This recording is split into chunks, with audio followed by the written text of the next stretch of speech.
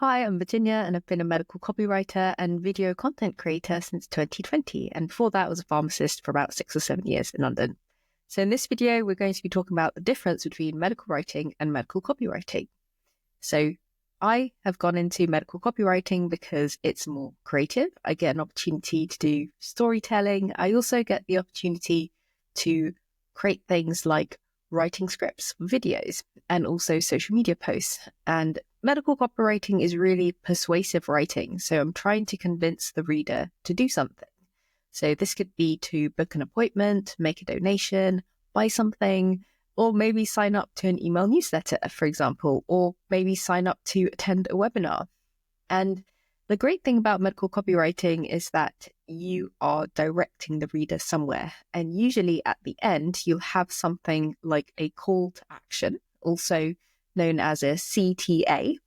And when you have a call to action, it means that your writing has a very clear purpose as well. So even though as a medical copywriter, you're writing things in a balanced way, you are still trying to get the reader to do something. Now, when it comes to medical writing without the copywriting part, it means that you are going to be writing probably more technical documents, probably regulatory medical writing. So you are writing documents that could either be used in clinical trials, maybe a patient consent form, or maybe you are writing a document that is going to allow that medicine to be approved and go to market. So these are really critical documents because it could take 10 years of research to find something that you want to go to market, maybe a new drug. And then you also need probably about 2 to 5 years after that to actually prepare all of the materials before you launch it into the market so that people can actually learn about it and buy it and use it. So medical writing in the traditional sense is going to be probably more regulatory, more technical, and very impartial, unbiased, and there's usually not going to be a call to action in the same way that there is in medical copywriting.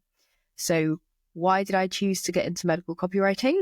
So the main reason is because there are more job opportunities as a medical copywriter. It's easier to get into, and also I really like simplifying complex topics into something that is a bit more simple. And I like having a goal. So if I'm doing a piece of writing, I want to know that the reader is actually going to do something with that information. So some people like to do writing that is purely educational and informational, and that wouldn't fall under copywriting, but that is part of copywriting. So if you're going to try to persuade someone to do something, you do need to educate them. And so that's the medical writing part of medical copywriting, if you like. And with medical writing, you're probably going to be a bit more traditional, and also you're going to want to include lots of references and with those, the appropriate citations as well. You would still include that in medical copywriting, but you probably would want to link to things that people can easily understand.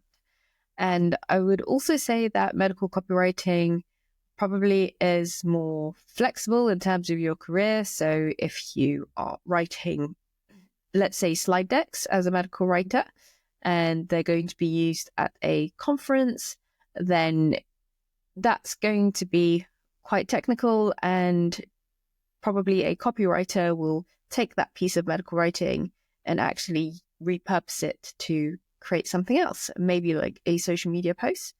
And the call to action could be, you could buy a recording of the either the webinar or the presentation so that you can learn more about what was actually said. So I recommend that if you are interested in medical copywriting, you do start to learn about it from the kind of advertising and marketing perspective. And so I do have some books that I like to recommend. The first one is The Copywriter's Handbook by Robert Blythe. So this one is really useful. It's quite a thick book, but I would say that it's very easy to read, and it's also got a lot of really useful tips. And I also really like this book, so Copywriting Made Simple by Tom Albrighton. And again, really easy to read and gives you lots of structures for your writing. So when I talk about the structure of writing, I usually mean that you understand how to present your opening paragraph, you know how to use headings, you know when to use bullet points, you know when is an appropriate time to have a call to action as well. So if you are looking to learn more about medical copywriting, definitely read up on it. And then also, if you'd like to try doing some medical copywriting, then you are welcome to check out the medical copywriting course, which I will link to it down below in the description. And the medical copywriting course is also available in Spanish. So I will link to it in Spanish as well. And that was created by Medha and Nina, who took the original course and then translated it. So super exciting. So thank you so much for watching. I hope that you have learned something about the difference between medical writing and medical copywriting, and I'll see you at the next video.